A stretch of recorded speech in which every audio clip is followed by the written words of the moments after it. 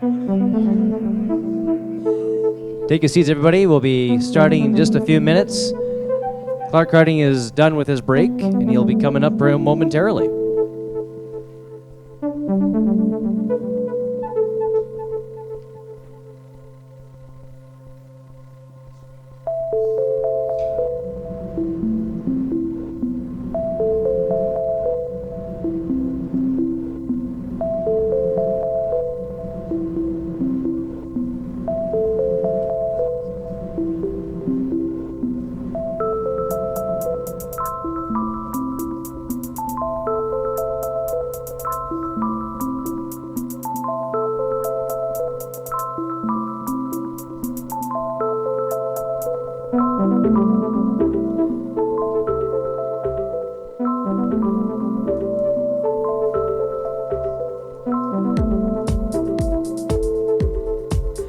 And we are back. Welcome back to Piqued number 10. Thank you.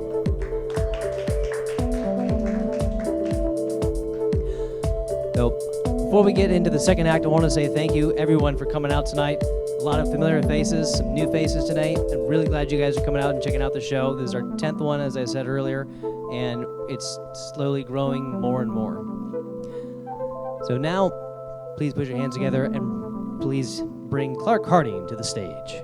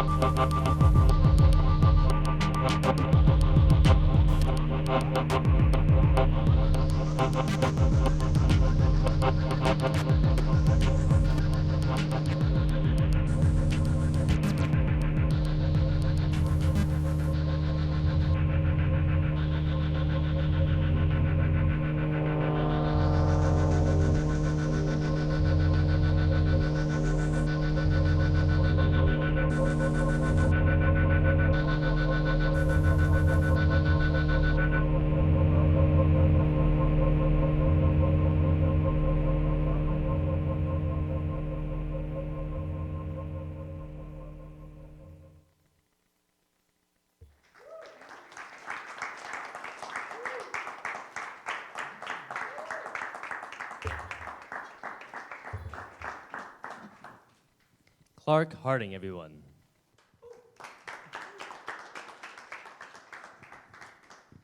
Clark, thanks so much for coming out tonight and playing. Thank you, Corey, for having me.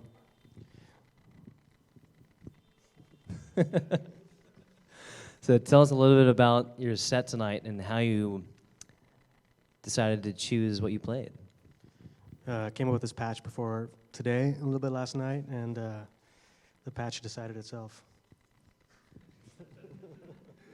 And tell me about that nice Korg you've got there that you were drumming with, and you also were drumming on your case as well. Yeah, that was a last-minute addition. I just thought we needed something else for the patch, and I hardly ever play that thing, and it worked. Yeah. And what's the model on that little Korg bit? It's a Wavedrum Mini. I actually play the bigger one, the Global, or I think it's the Global, a lot for gigs. It's a nice bit of kit. This one really, I don't play that much, but it works for, it doesn't have the dynamics that the bigger one does, but this one's easy to throw in the bag, so, you know. And you've got a contact mic going out From it, yeah. from it attached to your case where you're able to do finger drumming from. Yeah, which this one has, the other one doesn't have, which is a nice feature on this one. So, yeah. It's a really cool little piece. I really like that thing. So years ago, I was in a band where we had a drum machine we bought at Toys R Us, and it had 4 pads. I know, I'm laughing too. And Those can be the best things, the best bits of kit. it was fun for the time. It was a goth band, so no one took it seriously. What was it? What was it? Remember what it was? Oh, it was a Yamaha.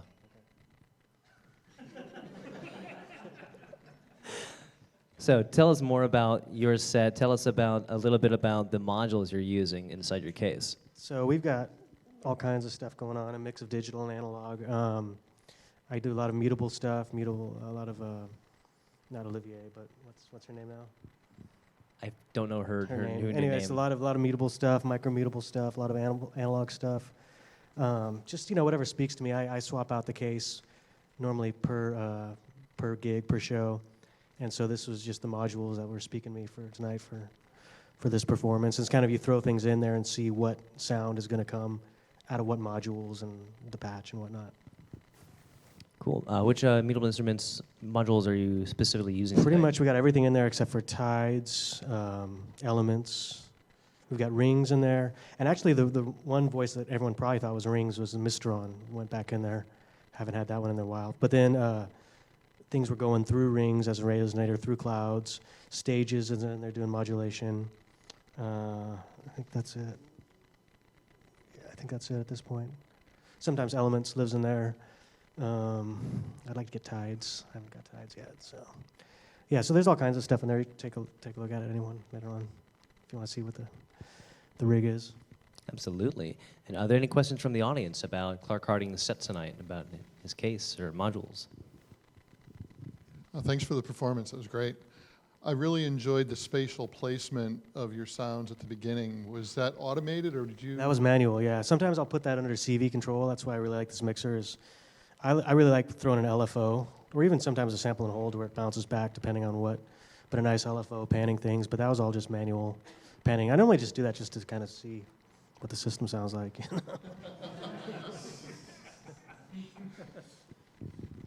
Do we have any other questions from the audience about Clark Harding's set? Yeah, that was great. What is your approach to sequencing?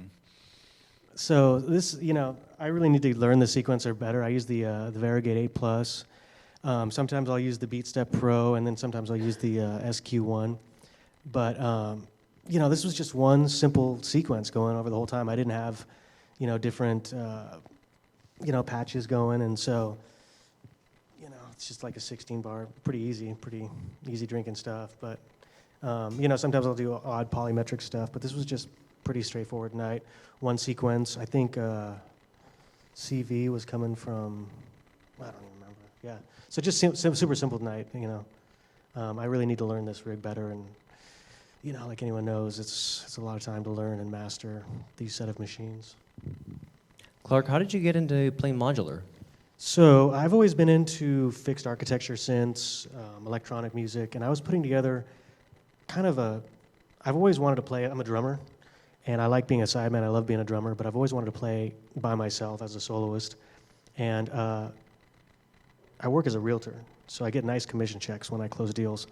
And then, and I try to do fun things with it or vested. So I bought some synths, and I was putting together a performance kit, and it was just a bunch of groove boxes, some Volcas and things, and it was this big suitcase. And I was like, man, this is just too much to bring around. And I really wanted something that was just, I could like fold up and patch and go to the, And so I got into, I think my first one was the Pittsburgh SV1, flipped that, and then just got into it. I just, it's Eurocrack. Once you get going at it, it's a slippery slope, But basically, I was for that. But since 2001, I bought a Mini Moog, and as a drummer, when you're recording, you need something else.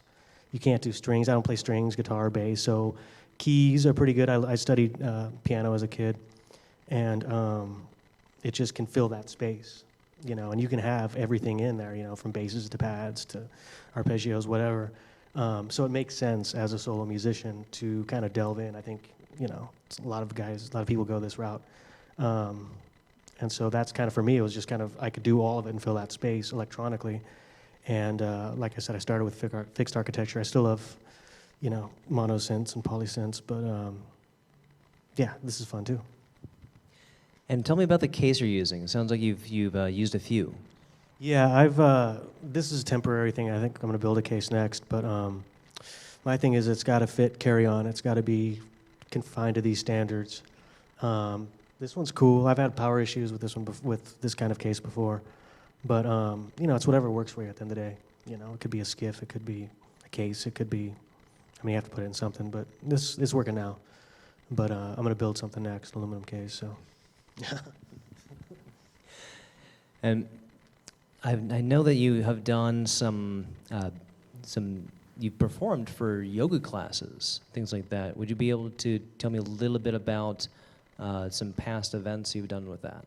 Yeah, it's fun to throw down like with beats and stuff, but it's also nice to really create, meditative spaces and textures, and use any instrument can be used for any number of modalities and sounds and things. So me and my partner Becca, we collaborate on some things, some sound healing, and I've done yoga, and just it's fun to do everything from banging techno sets to yoga things. We can do that, and it's fun. It's really fun. I love improvising on the machine. I can improvise on it for like 3 hours. I don't know, if everyone likes it or what works for it, but it's fun to play a 90-minute yoga set and just and do that and improvise with an instructor and sound healing and techno. It's just fun to really learn your instrument and use it for whatever it calls it to be needed for.